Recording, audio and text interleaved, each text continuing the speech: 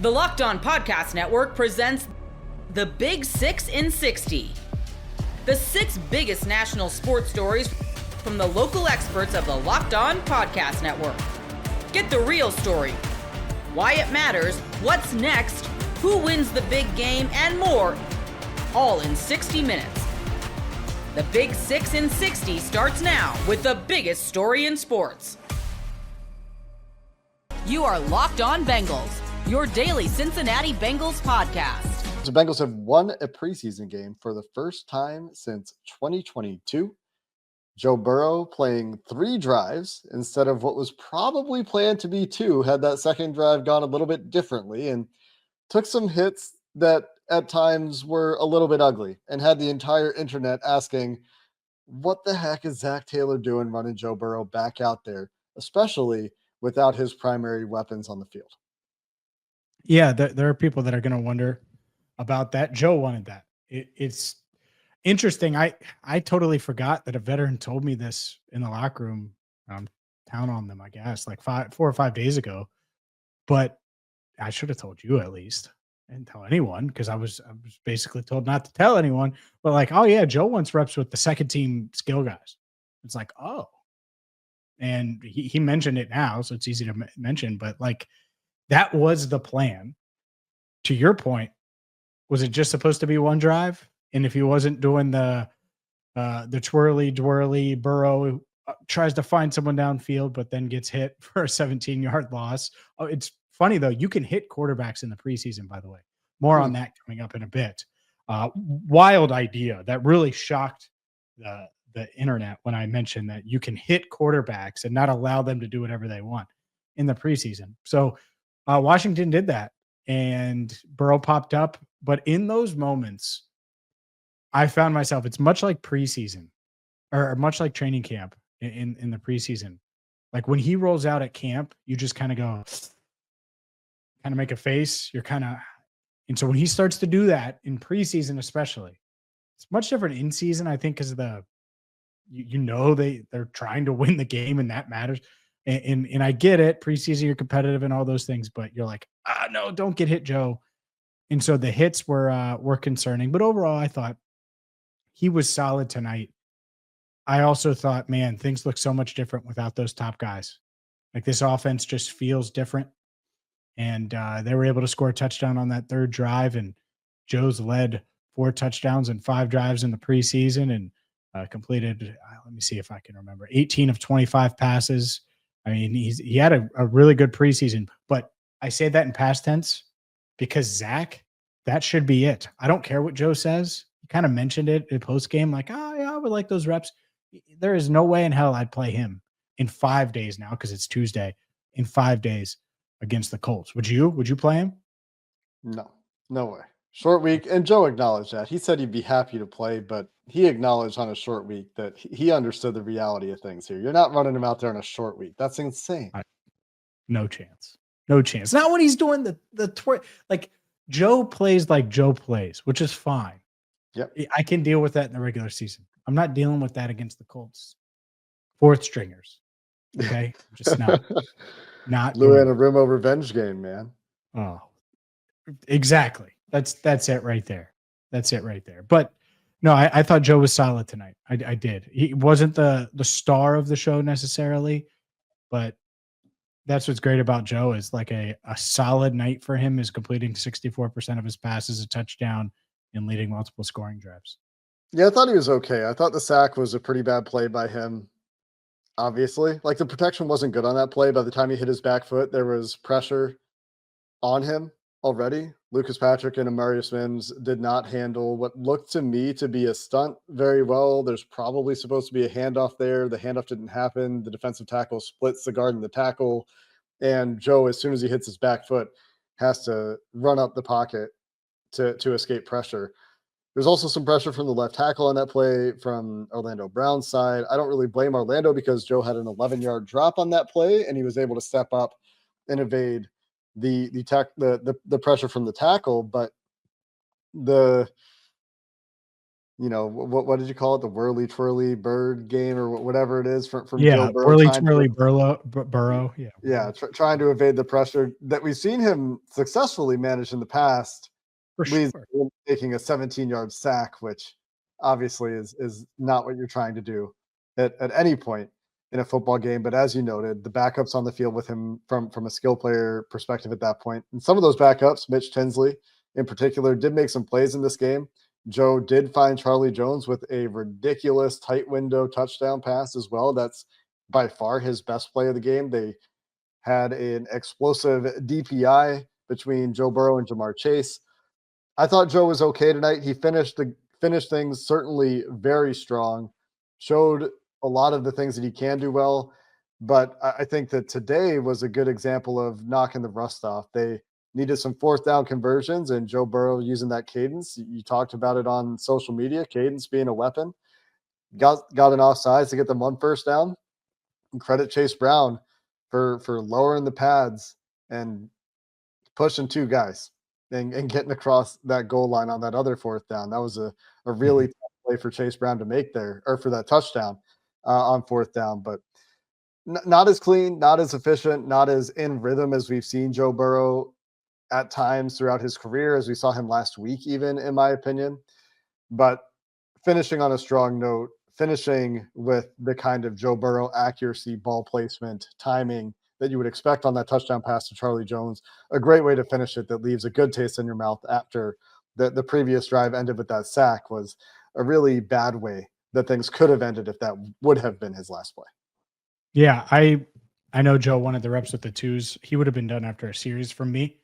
I was with Troy Aikman. The broadcast was talking about it. And during the whirly twirly Burrow play, get down, Joe. It's August. Like, yes, that's right. It is August. Yeah. It is August. Sirens are up, but look, they got out of it. It's hopefully he's gotten everything out of the preseason that he hoped he would. And if that is what he needed, fine.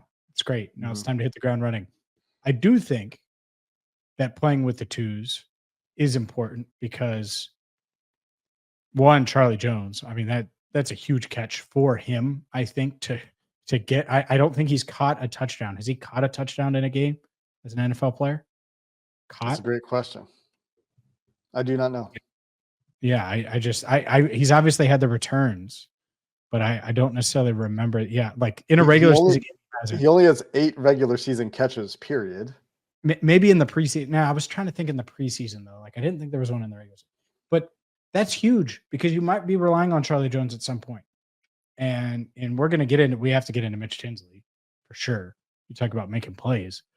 But that happened. I thought Taj Brooks settled in. I thought he was a little skittish early and then settled in and started to feel his way through the game and be more confident. So there are guys like that need these reps. And so to get some reps with number 9, I do think is important. And even if he wasn't as sharp, or even if, who knows, maybe that right guard spot, the guy that started tonight might not necessarily start every night in every game in Lucas Patrick. Yeah, Lucas Patrick exited the game early. Jalen Rivers was playing right guard with Joe Burrow still in the game at quarterback. There was no injury announced during the game. We know Lucas Patrick has been dealing with some minor stuff throughout training camp. Zach Taylor saying in his post-game presser that he's dinged up and maybe was injured in this game as well. That's unclear at this point, whether he was pulled for injury or whether he was pulled for performance. Out of the starting offensive lineman, he certainly had the worst night. So there is some good news there. Dylan Fairchild, once again, looking the part at left guard. Marius Mims, outside of that one stunt that I mentioned earlier, looking the part. And I do have some thoughts as well on Joe Burrow being out there with the second skill group before we get to what might be a solution for that right guard spot and what to make of this defense that was only out there for 7 plays, but not for any reason that could be construed as good.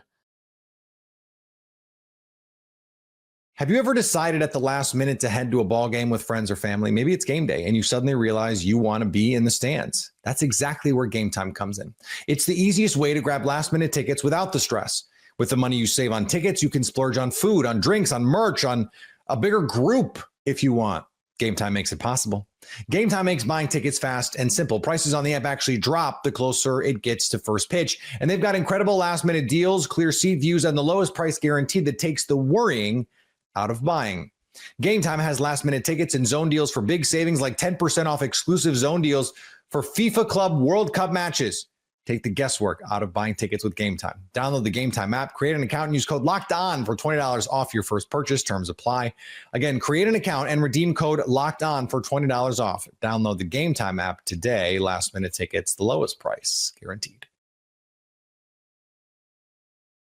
With Julian Sayin at quarterback, Ohio State can stick to the formula. You are Locked On Buckeyes, your daily podcast on the Ohio State Buckeyes. Part of the Locked On Podcast Network, your team every day. One thing we have grown accustomed to with Ryan Day leading the Buckeyes is that the quarterback is going to put a premium on throwing the football and being able to make all the throws, being consistent, having a command of the offense, and being in control when they're on the field. Ryan Day doesn't really push having a dual threat quarterback. Now, he's had dual threat quarterbacks and Fields and Howard. However, they haven't really utilized their legs. They have been guys that have done the damage with their arms. And for Sayin this year, he is the quarterback on the team that gives the Buckeyes the best opportunity to stick to the winning formula. Be an accurate passer, being able to be poised in the pocket, to get the ball out quickly and accurately over and over and over again. That guy is Sayin, and he's not going to try and reinvent anything this year. He is just going to stick to the formula that Ryan Day has already laid out throughout his previous years leading the Buckeyes. And while Sayin is QB1, he is just following in the footsteps of previous quarterbacks so that he can keep Ohio State's offense to be one of the best in the country. And I believe Sayin's a guy. I mean, we have said that. We had an instant reaction show yesterday that came out as soon as Ryan Day named the announcement. That show was published because that is some big boy news. You got to realize that when Ryan Day says you're the starting quarterback, there's a big old X on your back, but also the pressure is on. As if there wasn't pressure previously, the pressure is ramped up as high as it can go because all eyes are on you. Think about Justin Fields in 2019 when he transferred from Georgia to Ohio State. Got a little homesick when he first got to campus, talked to his dad, talked to people in the circle. He figured everything out and got to be able to hang out with his teammates a little bit more and really got acclimated to Ohio State's way of things pretty quickly. But when Fields got to Ohio State, everyone knew he was a freaky athlete. I mean, one of those guys you dream of or that you may put in a makeup, in a creative player, in a college football video game. That was Justin Fields. Fast young man. But when he got to Ohio State, he didn't try to tap into his legs. No, he utilized his arm and put a premium on accuracy, arm strength, arm talent, getting the ball out quick. Now, while Fields did hold on to the ball a little bit too long, not a little bit too long, he held on to the ball too long, Fields was still the right man for the job, and he was still a guy that was a lot of fun to watch. He was a top-tier quarterback of the sport while he was in Columbus. Think to C.J. Stroud. Stroud was not the same type of athlete as Justin Fields. Stroud could utilize his legs to move the ball. He did, I believe, score a 50-plus yard rushing touchdown against Michigan State the year before he got the title of QB1. But while Stroud had the ability to move a little bit and be able to move and be somewhat of a dual threat quarterback, Fields was a ball placement specialist. And that's a phrase he gave himself. I don't know if it came from him or if someone gave that title to him. I heard it first from Stroud's mouth. A ball placement specialist. That was C.J. Stroud. Howard, McCord. Now, McCord is not a dual threat, but he can still move a little bit. Howard can't run like a deer. But Ryan Day said, we don't need that. We need you to sling this ball around all around the yard. And that's what he did. Well, Quinten Holtz is a dual threat, and I think the offense would have been a little bit different, and he would have been more of a wild card because you would have had to cater an offense and tailor it to Quinten Holtz's skill set, which you don't normally do at Ohio State if you're a dual threat guy. If you're a dual threat guy, you dial down the legs, you crank up the arm talent, and you let things fall where they are going to fall. For Sayin, you don't have to reinvent anything. And think about how Jeremiah Smith is going to feel right now, knowing Sayin is a starting quarterback. Where a year ago he had Will Howard, a fifth-year quarterback in college, did a lot of big things, won a national championship, won a Big 12 title before that. I mean, Will Howard won some titles and won some trophies, but Will Howard and Jeremiah Smith had a special connection. Julian Sayin and Cardell Tate and Brandon Innes have a special connection already in practice. Max Clare is a weapon. I'm going to talk more about him in the very next segment in regards to some depth chart clarity that Ryan had provided just a day ago. I think for this offense, from your quarterback, you don't look at Ohio State and think dual threat guy. Oh, Justin Fields has a little freakish athletic ability. Let's go ahead and tap into his legs. No, it's all about the arm talent, accuracy, putting the ball where it needs to be every single time. That is what Ryan Day needs. While there is a new offensive coordinator in Brian Hartline, Ryan Day is going to say over and over and over, the Buckeyes are running Ohio State's offense. They're not doing something different to run Brian Hartline's offense. A year ago when Chip Kelly came in, yes, there was some creativity, but it was still Ohio State's offense with Chip Kelly's flair added to it. It wasn't Chip Kelly's offense coming in and learning everything new, which allows Sayin to be at Ohio State and not have to learn a whole bunch of new terminology and not have to go things a little bit differently and not try to reinvent something. He's simply following the path that had been laid out before him. But what's special about Sayin is a big reason why last year was so great for Ohio State and the Buckeyes won the national championship is because of Judkins and Henderson toting the rock like they did, to the tune that both of those guys ran for over 1,000 yards in the Buckeyes national championship winning season. For Peoples and Donaldson, I am not going to sit up here and say that both of them are going to eclipse the 1,000-yard mark. That would be great. That would be huge. I'm not going to sit up here and say that. I will say this, though. Sayin can lean on those guys behind him in number 20 and number 12. He can lean on them, put the ball in their belly, and let that thing ride, because those two guys are going to make Sayin's job easier. Think back to Justin Fields' first year. Comes to Ohio State, redshirt freshman, thought he was going to be the guy in Athens. No, they leaned into Jake Fromm, and I completely understand why they made that decision. But Fields comes in. J.K. Dobbins is right behind him. He wasn't asked to do everything. All he had to do was follow the leader, which was Ryan Day, but also allow Ryan Day's creativity and the flow of the offense to help Justin Fields be the best quarterback he can be.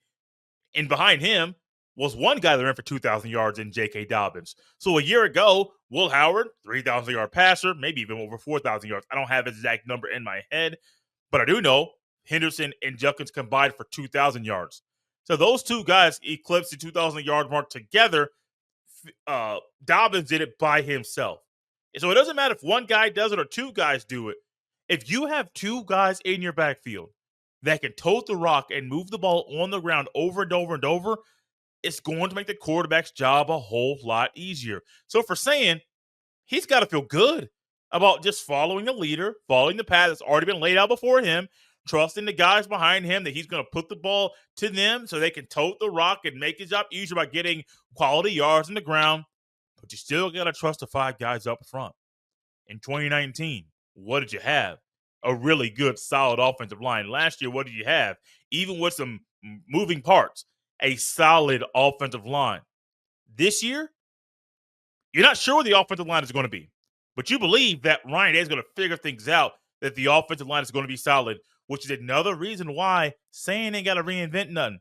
Just follow Day's path that's already been laid out and let the chips fall where they may. Joe Flacco is officially the Browns starting quarterback for Week 1. You are Locked On Browns, your daily Cleveland Browns podcast. We all knew it was coming, but now it's official. Joe Flacco will be the Browns starting quarterback Week 1 of the season. The team announced it on Monday via their own sort of press release and made it official. Now, this isn't all that surprising. Flacco has been taking the first team reps throughout most of camp. We know that. He's taken the majority of those. Flacco has also been I don't even want to say the most consistent, because I do think Shedeur Sanders has been the most consistent of the quarterbacks.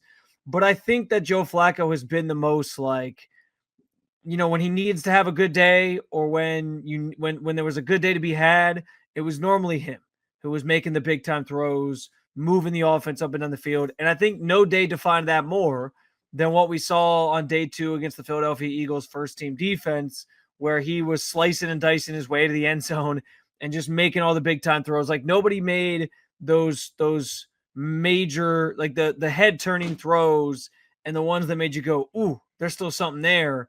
Or that's an NFL level throw more than Joe Flacco did. And so it's not all that surprising that he wins this job. He also kind of had a first round bye in the quarterback competition regardless. Didn't really do much during minicamp. Didn't really do much at the start of training camp. They were just kind of holding him out while the other guys got acclimated, learned the playbook, all these different things, because they knew what to expect from Joe. And I talked about that at length. The idea that, Joe Flacco is Joe Flacco. He's run this offense before. He knows the system. He was here before. He's comfortable in it. All those things apply. And so you didn't need to see a ton from him early on in this process. He also was the only quarterback in this group that didn't end up getting hurt in some capacity. And so that obviously helped his cause as well, because I do think the team believed that Kenny Pickett would be more of a challenge to him. This is not how I always envisioned this going. Like, for a team trying to win now, like I could have seen it going different ways. I think there was a stretch of time, speaking of Kenny Pickett and the team's love for him, there was a stretch of time where I felt Kenny Pickett maybe did have the organization's belief, and they thought he would win the job. And I think he started training camp pretty strong, where it was like, okay, maybe we are going to have a competition on our hands. And then it all obviously dissolved pretty quickly once he dealt with this hamstring issue. I still have my doubts about Kenny Pickett. I've had my doubts about Kenny Pickett from the beginning, but he didn't get a fair shake because the injuries kept him from having that opportunity. And Joe Flacco was always kind of the safety net in this quarterback room, where, like, if all else fails, if the rookies aren't ready, or if the team felt the rookies aren't ready, and if Kenny Pickett were to get hurt like he did, or he just doesn't materialize, okay, we know that we have Joe Flacco sort of waiting in the wings as our safety net, as our safeguard. All those different things apply. And so he's the guy. And I will say this from the beginning, Flacco made sense from where this team is at as well. It's a team, as I've said a ton, is trying to win now with some veterans and players that are in the primes of their career, like a Myles Garrett, but also some guys at the tail end of their career who aren't trying to go out on a, note of not trying to go out with a wasted season like Joel Bitonio, where you want a guy that can win you games now, help you compete now, while also making it pretty obvious with the way they drafted this year and the young guys that they've brought in, that they are trying to pivot and lean more into a bit of a rebuild here. And so Flacco is kind of the perfect quarterback for that type of situation. You have no commitment to him after this season. It's a 1-year deal. You see what you get out of it. And then, next year you can draft your franchise quarterback if you don't think either of these rookies are the franchise quarterback. You also know you have those 2 rookies waiting in the wings to turn things over to once we get to a point in the season where maybe things aren't going in the right direction, or if they lose a lot of games early on, now all of a sudden you can pivot and go, okay, we got these rookies. Let's see what we got in these guys and sort of evaluate them the best you can before the end of the season gets here. So the only interesting thing left now from this room in terms of the quarterbacks is what this depth chart looks like behind him. And if Kenny Pickett, in the week that awaits here coming up, can play his way back this week into the conversation for the Browns to keep 4 quarterbacks potentially. Now, I go back and forth on this because I've said from the beginning I didn't think the Browns would keep 4 quarterbacks. Then I started to feel like they would keep 4 quarterbacks because I just don't know how they part ways with for example, with a guy in Kenny Pickett who they traded for. They traded a draft asset for him, whether it was a day 3 pick or not, and DTR. They did trade for the guy, and they gave up draft capital to get him. are they going to be so willing just to cut him if there's not a trade partner out there? And I don't know if there's a trade partner out there. We haven't heard much about the Kenny Pickett trade front at this point. So we'll have to see. Maybe something materializes over the course of this next week or so. Maybe that's what this week is about, auditioning Kenny Pickett to go play somewhere else, and somebody can make that trade for him, and the Browns can recoup some of that draft capital that they lost in that trade. Maybe that's what they're going to sort of try to do here. I think Kevin Stefanski's comments though this week were pretty telling in terms of making it sound more like they know they can't possibly keep 4 guys, and that's a little unrealistic to potentially think is going to happen. And so if that's what's going to happen, if that's the case, then I think Kenny Pickett is the odd man out at this point. I can pretty much guarantee you the 2 rookies are going to be here. I don't see how they will part ways with those guys, 2 players that they have high hopes for, that they want to see develop more, they want to see more of. Andrew Berry isn't going to part ways with 2 guys he drafted this year over a veteran who's bounced around a number of places, and you were sort of just banking or hoping was going to be a reclamation project for you. So I think Pickett is the odd man out here. Could they keep 4 at the 53-man roster cutdown day, which we'll get into, and then maybe move 1 later or before the season starts or whatever? Sure, they did that last year. They could try to do it again, and maybe everybody will call their bluff. But I'm torn on what this sort of looks like. I think at this juncture lean that they'll keep all 4 quarterbacks, because I just don't think, even though I think the rookies are locked to me, but even though I think Kenny Pickett should be the odd man out, I also feel like we're at a place. Where you just can't. I also just feel like it would be hard to imagine the Browns actually trading, or not necessarily trading. If they're going to trade him, fine. But it's hard to imagine the Browns would just straight up cut Kenny Pickett after trading for him the way that they did this offseason. And so it's going to be an interesting situation. And so will how the depth chart sort of sits or falls behind Joe Flacco. I would imagine if they do keep Kenny Pickett, he's next in line. He's been next in line pretty much the entire time, despite dealing with the injury. I would imagine nothing really changes in that regard. I'm sure it will be Gabriel and then Shedeur Sanders after Kenny Pickett. But should it be that way? In my opinion, no. If it was up to me, it would be Flacco, Shedeur, Gabriel, and Kenny Pickett would be the odd man out. But it's going to be fascinating now to see what this last week brings in terms of that competition behind Flacco. With the number 1 quarterback spot locked up, Joe Flacco, it's his job. They've announced that. Now what happens behind him is the big revelatory thing that we still have to discover this week. As Pickett maybe gets back into the fold here, we'll see what Tuesday brings in terms of an injury update for him and whether or not he's able to get back out there. And if he is, maybe he can stick around. If not, I do wonder what that means for his future. And if it means nothing, and the Browns are going to keep all 4 of these guys past next Tuesday's deadline. Have you ever decided at the last minute to head to a ball game with friends or family? Maybe it's game day and you suddenly realize you want to be in the stands. That's exactly where Gametime comes in. It's the easiest way to grab last minute tickets without the stress. With the money you save on tickets, you can splurge on food, on drinks, on merch, on a bigger group if you want. Gametime makes it possible. Gametime makes buying tickets fast and simple. Prices on the app actually drop the closer it gets to first pitch. And they've got incredible last minute deals, clear seat views, and the lowest price guaranteed that takes the worrying out of buying. Gametime has last minute tickets and zone deals for big savings, like 10% off exclusive zone deals for FIFA Club World Cup matches. Take the guesswork out of buying tickets with Gametime. Download the Gametime app, create an account, and use code LOCKEDON for $20 off your first purchase. Terms apply. Again, create an account and redeem code LOCKEDON for $20 off. Download the Gametime app today. Last minute tickets, the lowest price guaranteed. You are Locked On Commanders, your daily podcast on the Washington Commanders. Part of the Locked On Podcast Network, your team every day. So let's start with Brian Robinson Jr. The running back did not play, did not show for the game in Landover.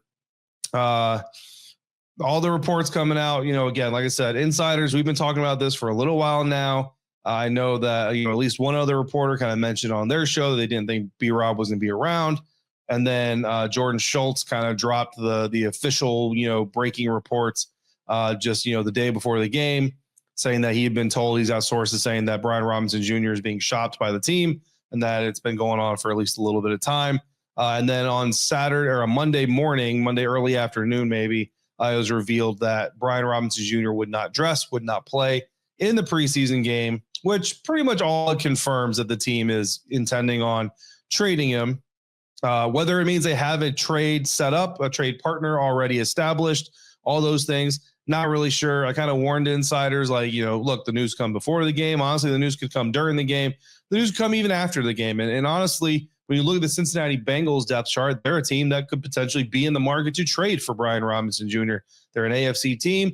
You're not going to play them unless you see them in the Super Bowl after this preseason game. So it's the type of team that you would like to send a player to, depending on what the draft pick compensation or whatever the compensation might be.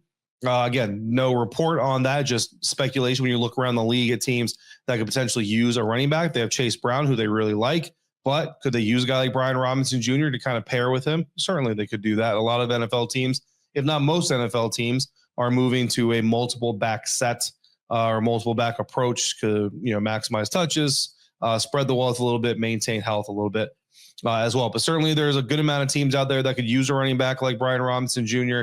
If the Washington Commanders are not going to continue their process with him, then they shouldn't have any trouble finding people to have the conversation with. The question is, are they going to find somebody to give them the draft compensation that they want for him? That's what we're going to have to wait and see. But after being in the stadium, talking to some people, things like that, pretty much, it's pretty much what we expected.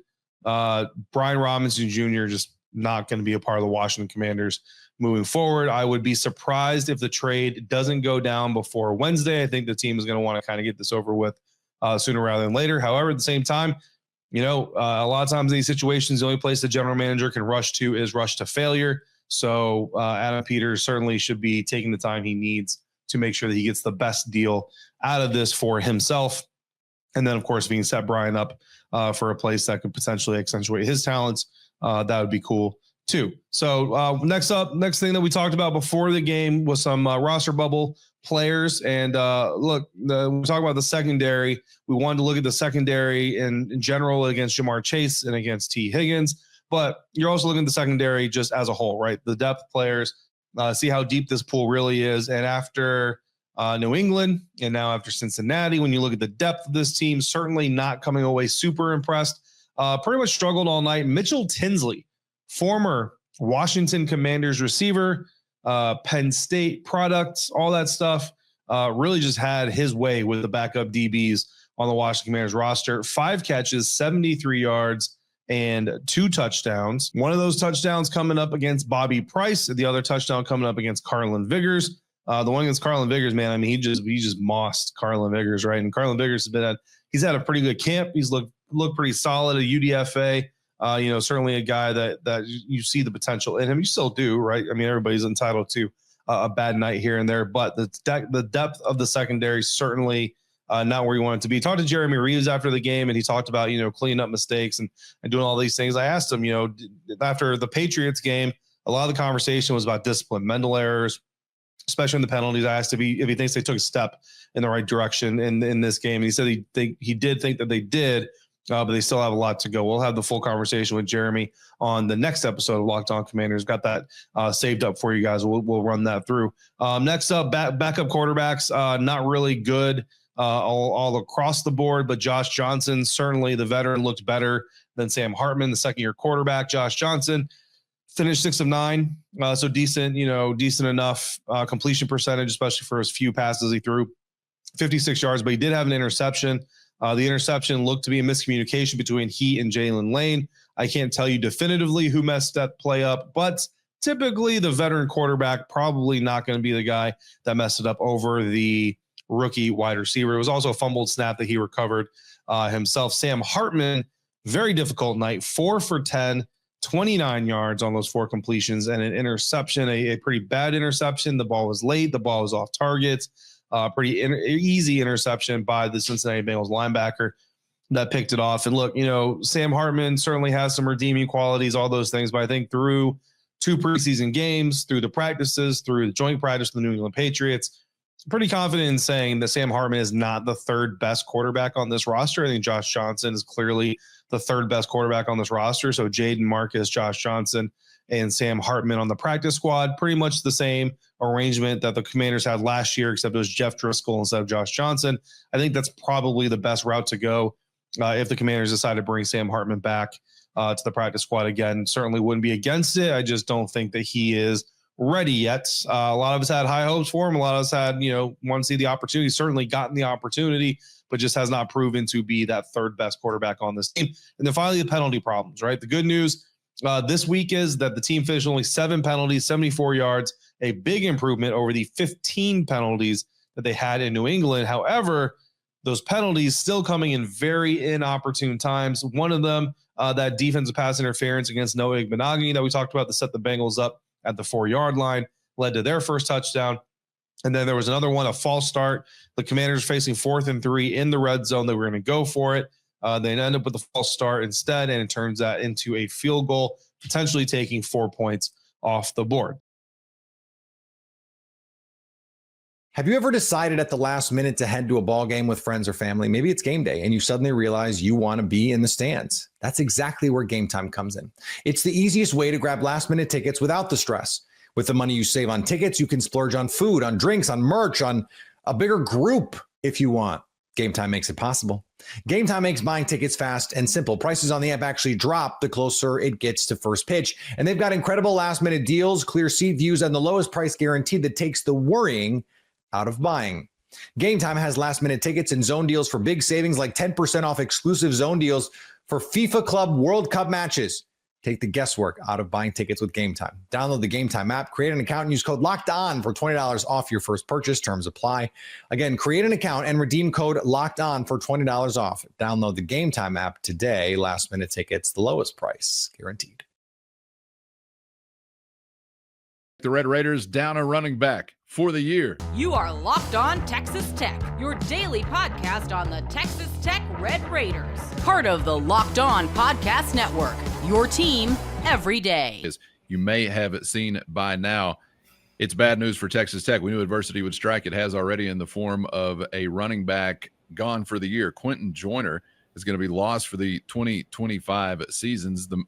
The man that most expected to lead that group of ball carriers, Chris. So we'll discuss the fallout and obviously the impact of that, not only on that group, but the team at large, the future to a degree for Quinten, and essentially how we can process now what is nothing other than really bad news for Texas Tech ahead of the season. Yeah, this sucks. I mean, this is part of the sport. It's a game of attrition. We know all that. He was what I felt like was the best total package of where this was going to go, and lead that committee, if you will, that I think they had talked about. And I'm just reminded of many of the conversations we had as we were wrapping up spring football. Would you go get another running back to replace Cameron Valdez? And I think they felt really good about the 4 guys they've got, because I think Adam Hill has been a bright spot in camp. I think he's got some, something to him. He's got some size to him, but also would tell you that it wouldn't have shocked me at all if they moved him to linebacker. He's just kind of guy. He's one of those, just like Jacob Rodriguez used to be a quarterback and now he's a linebacker. But there's just certain guys that I think you could kind of move around a little bit. So long term, because they talked about that with Adam Hill. Bottom line is you've got 3 running backs on the roster right now for the rest of the year. That's what's listed.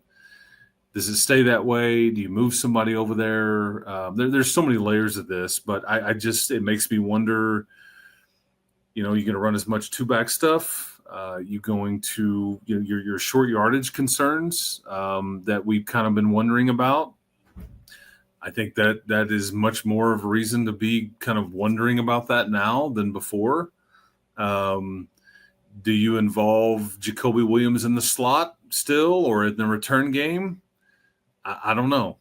I might bubble wrap him, for the foreseeable future, because, And it's not about like this is the part that sucks. And over there, they're probably handling this fine. Like, hey man, this is just part of it. Like, we'll figure it out, but there's so many layers and dynamics to this that, like, I'm not saying that you just throw everything out that you were planning on doing, but it does make you wonder, are you going to be as good in short yardage? Like when you get to the end of a game, who gets the carries just to milk the clock, or to, do you have enough bodies at that position? Can you use some of your running backs in other ways like you had planned on doing? I don't know. Yeah. Anyway, I mean, we can keep going here, but yeah, this is, and I just hate it for Quinten. I mean, I think he had come here wanting to get back to Texas and really being a part of things, and was excited about the challenge. I think he's been on some NFL stuff this summer. Like, man, I thought we'd get him for a couple of years because he's just a sophomore, and so I guess that's the silver lining, is that maybe he'll be here longer than you would have previously thought.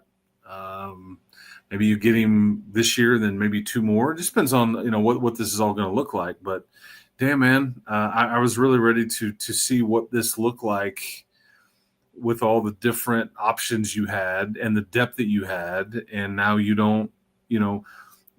It's one of the problemed positions on the team.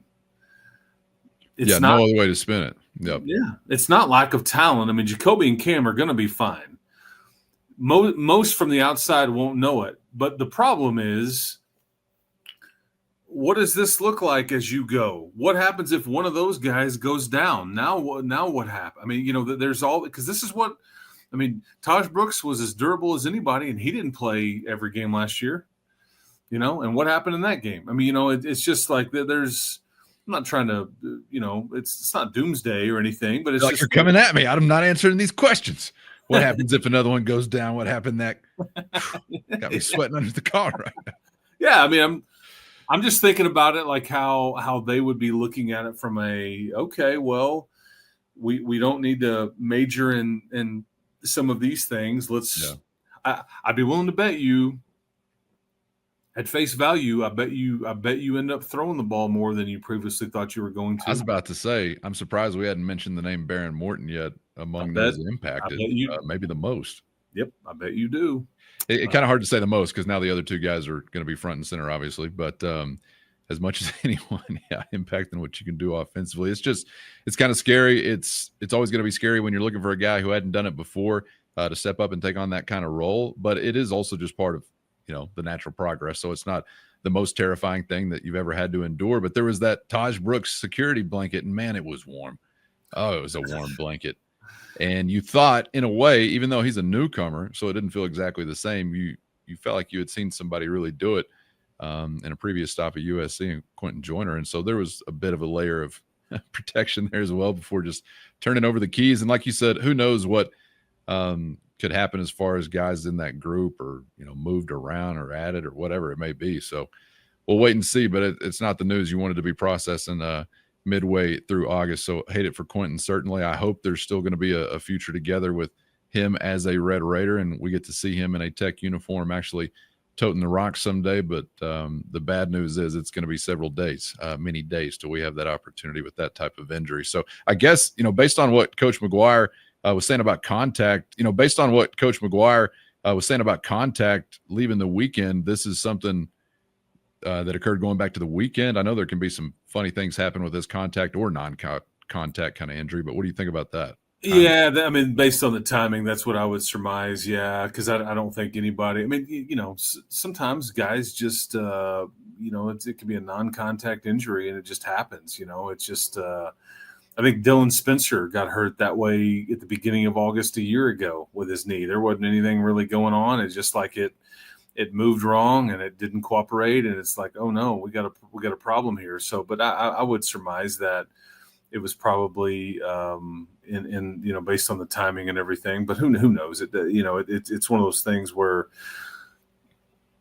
but like it's crazy because if you look at the roster printed online, wherever you want to go look, there are 4 names listed with RB next to them, and now one of those is out for the year. because theoretically you lost Taj and Cameron Valdez last year, and you really just replaced them with Quinten Joyner.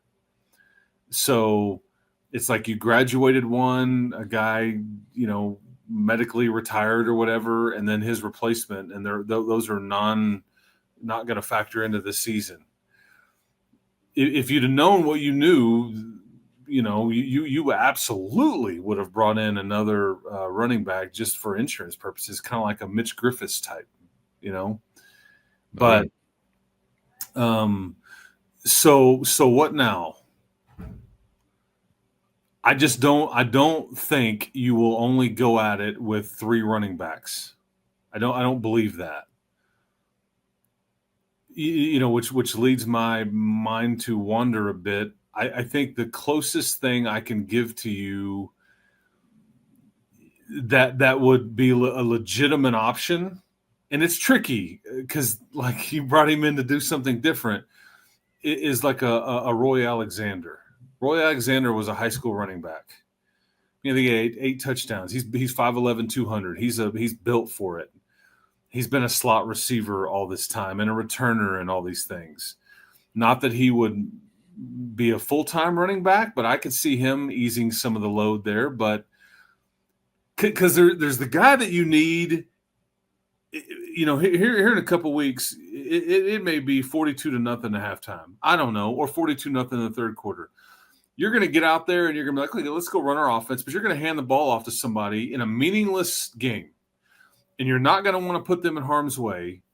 And Roy Alexander doesn't really fix that part of it. Like, you need somebody that you're developing, and maybe Adam Hill is this guy. Maybe he'll get more than, Albany's finest will get more carry. Feed him till he burps. I don't know, but so there's just that aspect of it too. You need a fourth guy, I guess is what I'm saying. But I wanted Quinten Joyner to be a part of this group. I was very excited about him. This was a big time addition. I mean, for the love, man, he was about to go to Ohio State on a visit, and you got him to stay here. I mean, this was a big piece of what you were hoping to do on offense. And theoretically, your Taj Brooks replacement, we're not going to get to see it, at least this year. Sounds like you're saying tryouts. Just tell the natives where to show up, and let's see who can carry it. I mean, it's going to be some filler time, boys. A gap against Arkansas Pine Bluff in a 60-point blowout. But there may be somebody out there to try to step up to that plate. All right, we'll see how to process this as we move through the remainder of the month and maybe what could move and shake regarding that group. And obviously you get into the year and it won't end there, as Chris describes that situation and others that will come up where you got to dip into some things that make it a little bit uncomfortable. But from a numbers standpoint, you really won't have, I don't guess, much of a choice. All right, Chris, appreciate the bonus time today. You got any bonus 5-star commitment or top-ranked portal edition episodes today? Anything we can come back just to maybe wash this down? I wish, Cowan. I would love to. But this is, this is why you don't want to see emergency episodes from us. The other, I was trying to look it up real quick. Michael Henderson is another name internally. He's a DB now. He's one of your freshmen. He was some high school running back, I think, as well. So I wanted to make sure. Anyway, he was a two-way guy in high school. But yeah, I'd love some good recruiting news, man. I'd love to be able to tell you, but this is why you don't want to see emergency pods from us necessarily this time of year, because when we're giving you news, it maybe in this case may not be the best. But hey, man, we'll get through it together. I'm going to try to mope around a little bit and feel sorry for myself, and then try to figure out what's next, because I'm sure that's what they're saying over there. It's just part of the sport, man, and it's the part that sucks, but it's the reality. Have you ever decided at the last minute to head to a ball game with friends or family? Maybe it's game day and you suddenly realize you want to be in the stands. That's exactly where Gametime comes in. It's the easiest way to grab last minute tickets without the stress. With the money you save on tickets, you can splurge on food, on drinks, on merch, on a bigger group if you want. Gametime makes it possible. Gametime makes buying tickets fast and simple. Prices on the app actually drop the closer it gets to first pitch. And they've got incredible last-minute deals, clear seat views, and the lowest price guarantee that takes the worrying out of buying. Gametime has last-minute tickets and zone deals for big savings, like 10% off exclusive zone deals for FIFA Club World Cup matches. Take the guesswork out of buying tickets with Gametime. Download the Gametime app, create an account, and use code LOCKEDON for $20 off your first purchase. Terms apply. Again, create an account and redeem code LOCKEDON for $20 off. Download the Gametime app today. Last minute tickets, the lowest price, guaranteed. Bobby Webster is the GM of the Raptors for the long term.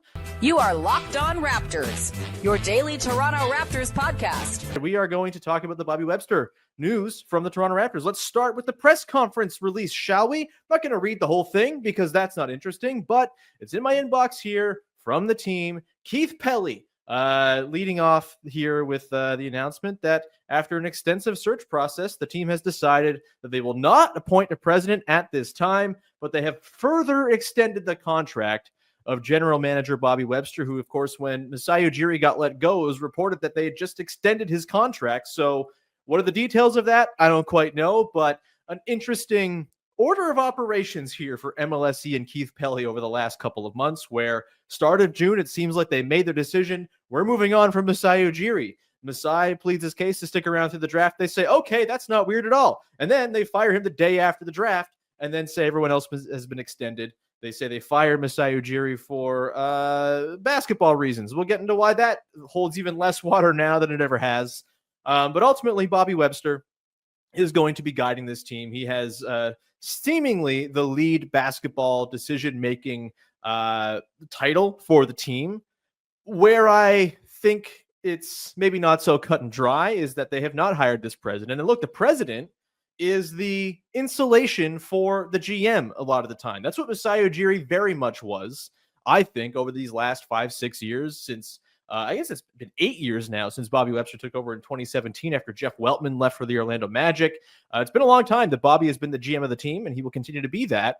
He doesn't have Masai Ujiri as the hammer on decisions. We'll get into sort of the muddiness of trying to parse blame and assign credit and attribution to moves, good and bad, over the last few years between Masai Ujiri and Bobby Webster. Certainly, there will be a little more clear now as to who has final decision-making say on the basketball side of things. But again, I don't even think it's that clear because there's no president. There is not that sort of figurehead of the franchise to be the buffer between the owner of the team, or in this case with the Raptors, the collection of dudes who govern the team in suits in MLSE boardrooms, and the rest of the basketball operation. Masai was that buffer. That is now gone. This is the same thing that happened with the Toronto Maple Leafs. When Brendan Shanahan was let go at the end of this past season, they decided not to hire a new president. Effectively, it feels like Keith Pelly is the president of all of these teams. Who knows what's going on with the Blue Jays? We'll talk about them and their sort of the reason why that they might give you some optimism if you're afraid of Rodgers taking over full control. We'll talk about that coming up in a sec here. But effectively, this feels like Keith Pelly is now the guy who has the sort of final say-so over things. And do I think he's going to be in the draft room on draft night saying, take that guy? No. Do I think he's going to be someone who is in Bobby Webster's ears saying, go trade for that guy right now? Probably not. It seemed like maybe Masai Ujiri did have that kind of relationship with the basketball decision-making. Maybe that's a bad thing. Again, we will get into the muddiness of trying to figure out exactly who to blame for the things that have gone wrong in recent years. But now I do think that without that sort of figurehead decision-maker up at the top, with Bobby Webster having that direct line to Keith Pelly, his direct superior now, it seems, there is now ostensibly at the top of the decision-making tree for the Toronto Raptors franchise, a non-basketball person, which is, to me, concerning. I think this all further hammers home that the firing of Masai Ujiri didn't really have anything to do with basketball as much as they wanted to say that it did. It very clearly was the logical endpoint of a simmering long feud between Ed Rodgers and Masai Ujiri, and the recent spell of poor play for the team and the nearing of the end of Masai Ujiri's contract certainly gave the Raptors all the reason in the world to say, hey, this is the time to get Masai out of here and not pay him $15 million to run the team. I would imagine Bobby Webster is not making $15 million to run the team. I imagine they would have had to throw around that kind of money if they wanted to lure, say, Kevin Pritchard from the Pacers or get Bob Myers back in the executive chair as he, collects a cushy paycheck from ESPN right now. It feels like, those would have been the sort of greater investments in terms of money to bring in a chief decision maker. I'm not saying that this is just like a purely cheap move by the Raptors. You can have a totally functioning decision-making tree that's unencumbered by the Keith Pellys and Ed Rogers and Tony Staffieris of the world just fine if you just let the basketball people do basketball things. But there is that lack of a buffer now, that lack of insulation that once existed with Masai Ujiri. Because guess what? Keith Pelly or Ed Rogers was not telling Masai Ujiri how to run his basketball team. That was never going to happen. And hey, maybe Bobby Webster has the exact same sort of bulletproof nature. He says, no, you think this is a thing we should do? I'm not going to do it. I'm going to do the thing I think is smart. Like, that could totally be what works out here. But there is no longer that layer of insulation between the GM of the basketball team and the suits in the boardroom up above who control where all the money goes and decide everything. So there's that. I will say, I do in fact think if they were going to go this route and not hire a president, keeping Bobby in charge is the right thing to do. We'll get into why that is. I'm glad they did not go and do some other things that would have really made me question this whole non-basketball people at the top of the decision-making tree thing. Had they brought in Dwayne Casey, big red flag to me. Had they brought in Mark Eversley, the GM of the Chicago Bulls? Yes, those Chicago Bulls who are as haplessly run as any franchise in basketball right now. Dwayne Casey, obviously, storied career as the coach of the Raptors, is kind of just like a guy in the front office of the Pistons who got moved up when he got let go from being the coach. Doesn't seem to have a whole lot of sway there based on just sort of what you look into as far as what his title is. He's just like a consultant, essentially, and is, again, a coach by trade. I'm not sure jumping up to president of basketball operations would have been the move there. Had those guys been the hires, then 100% for sure, I'm sitting here really questioning the whole Rodgers of it all. Did they just hire PR-facing yes men to take over the team? Did they make these moves just because it's like, hey, these guys, right? You like them. We fired Masai, but that's okay. We replaced them with guys you like and know. Mark Eversley, of course, being Canadian. Dwayne Casey, of course, being Dwayne Casey. Those were not the moves. And so that's a good start for the Keith Pelly MLSE era of being the captain now when it comes to the Toronto Raptors. We'll see where it goes. I ultimately think this is just like much ado about nothing. They had a massive search for 6 weeks or longer than that. And they, was it 8 weeks now? Basically, they've been on the search. They did all of this sort of hoopla to try to find that new replacement. All the reporting about Bob Myers or Kevin Pritchard as guys they were interested in. And ultimately, it's just, we're not going to hire a president, even though we said we would. And Bobby Webster, you're just the GM still. Again, we'll get into why I like the decision to just keep Bobby where he is, the stuff in favor of that call. But ultimately, just like, again, if you just go through like the decision tree here of decide you want to fire Masai at a certain time, keep him on longer than maybe is normal and kind of have a weird vibe with a guy everyone knows is on the way out. Everyone else looking for extensions and some security for the future. You fire him the day after the draft. Again, a very normal time to fire somebody. And then you go on this extensive search. Apparently, you hire an outside firm to do the search for you. And ultimately, you land on, we're just not going to replace him. And we'll just have Bobby Webster extended further upon what we already gave him. Like, weird stuff. Strange decision-making. Not exactly inspiring. Again, had they thrown a bunch of money at Kevin Pritchard or Bob Myers to come in, you can have your misgivings about Bob Myers as an exec. The 2 timelines thing didn't quite work out in Golden State. Maybe he was just the lucky benefactor of a generational player ending up on his team and a once-in-a-generation cap spike landing Kevin Durant on his roster. But there's no doubt about it. If you bring in Bob Myers, like, you're paying that guy to be your lead decision maker, to keep the suits completely out of the decision-making tree. They didn't do that. And so this is just a sort of weird, murky middle ground that I think just kind of leaves everyone scratching their heads a little bit. Even again, I think the sort of universal acclaim for Bobby Webster is fair. And I think, again, the right basketball decision, if this was the way they were going to go, has been made. I just don't know if this was the way that everyone thought this was going to go, considering, again, they said out loud, we're going to hire a president. And now we are here 8 weeks later and they are not hiring a president.